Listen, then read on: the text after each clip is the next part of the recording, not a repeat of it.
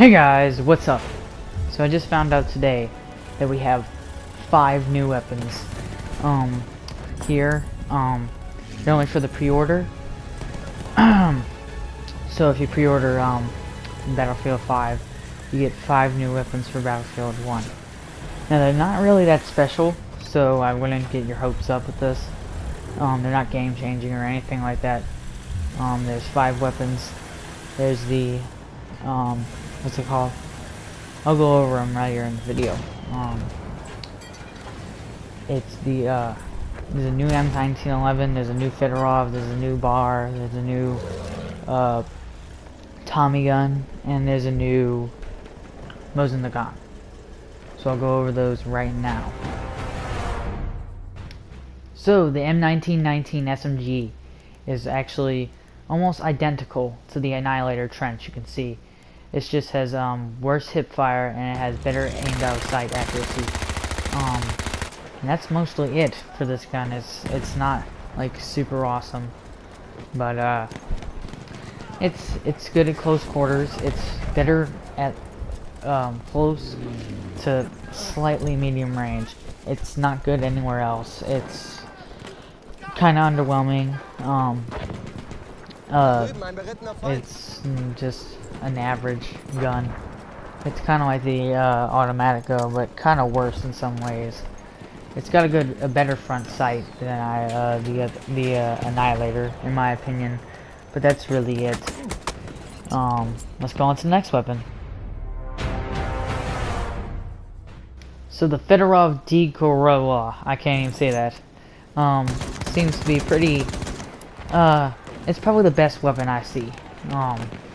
In my opinion, it's actually pretty good. It's actually really good in my opinion, because it almost has no recoil, because I think it's, you know, more heavy. It's way heavier with that water-cooled barrel. So it's way heavier, so it's way more accurate.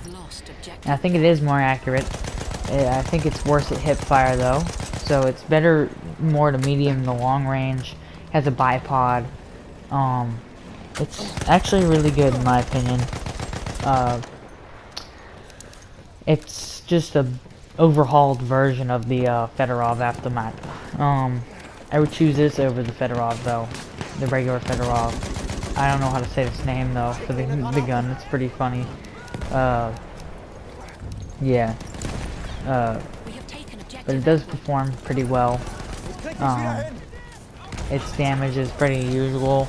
It's almost identical to the Fedorov. It's just, it feels better in my opinion, but most people don't like it, so it's an iffy, really. It is more accurate for longer range. I do see that. It does have a better front sight in my opinion too, but again, that's my opinion. Really, this gun could be really crap to someone, but to me, I actually really like it. I would play with this quite a bit. But yeah, let's go on to the next weapon. So this weapon is really interesting. It is pretty much better in every way I can see right here than any other bar. So this gun has two fire modes. Well, the other bar has 2 fire modes too, but it's one shot and fully automatic. This is a slower rate of fire. I have the higher rate of fire in this clip. Microphone just fell. So this is the higher rate of fire. You would use this in close range, usually. So it's good in that area. It does feel like it's reduced recoil. It does have reduced recoil. So then we will go on to the what's it called? The slower variant, the slower firing variant, right here. It's just better at range, and also this gun, this variant, the A2, it has a bipod for its normal. See that? There you go. That's a perfect example of what's it called? What it can do with that slower rate of fire. It's really good at long range with its lower rate of fire. And I believe it has better damage with its lower rate of fire. I'm not sure, but it does seem like it. So yeah, let's go on to the next weapon.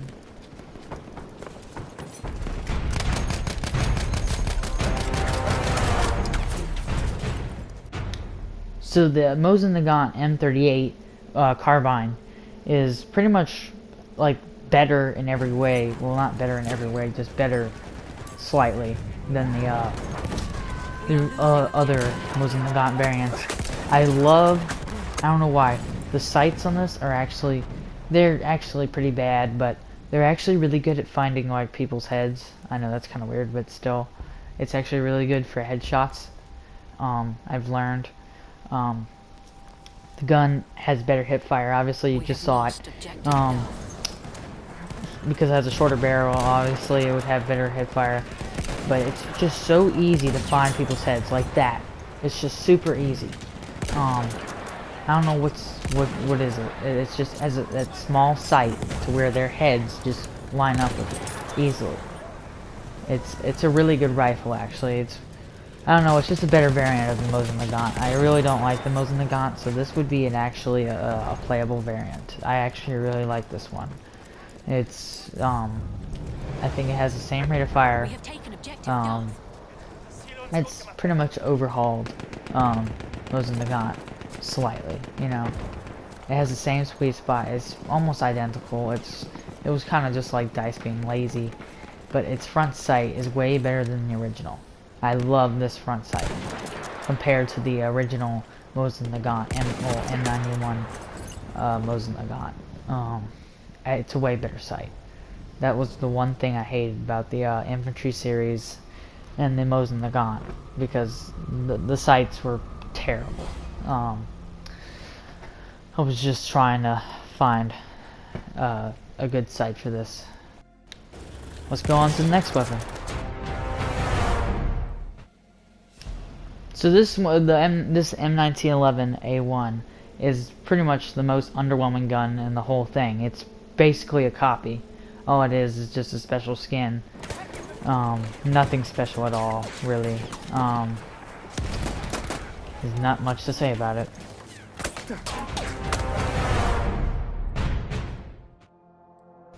So I found these two melee weapons. I don't know if they came with the pre-order or not. These melee weapons, I don't know. I think they're not like super good. They're just normal melee weapons. They were probably just, I'm not going to look into the stats and go into detail, but I think it's just a copy paste with the stats. Like, it's just underwhelming. The only thing, I think the Welsh Blade is like the bolo knife, and I believe the sickle is like the sawtooth knife. I'm not exactly sure, I haven't looked, but I'm just taking a educated guess. But nothing really special about them. So this is kind of underwhelming.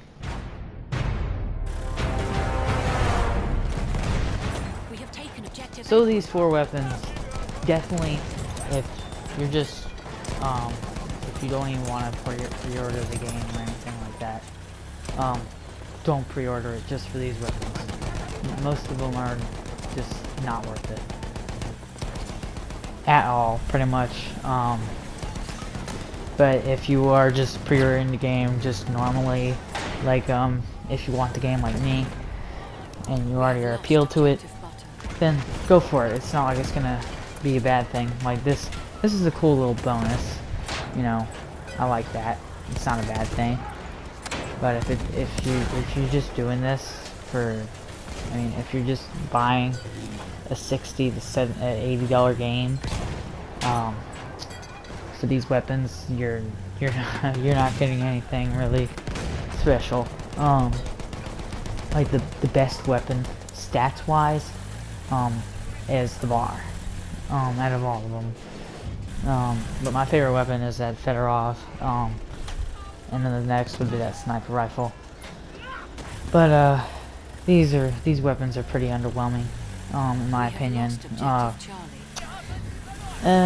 You can go play with them. And the one thing that DICE did do this week, I'm not saying that they did bad with the trailer. Well, it didn't do good for people who are just coming to the game, like, or people who don't want to research about the game. I researched about it and did all that stuff, and I'm super psyched for the game, super psyched.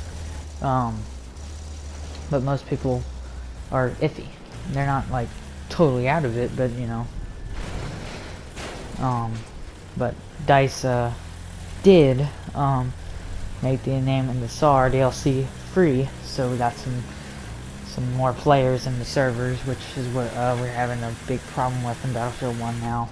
And this is a bad time not to have people in servers, because it's just a bad time, because you know you gotta wait about, I'm not gonna do the math, about quite a good many months until Battlefield 5. So please like, subscribe, and see you in the next one.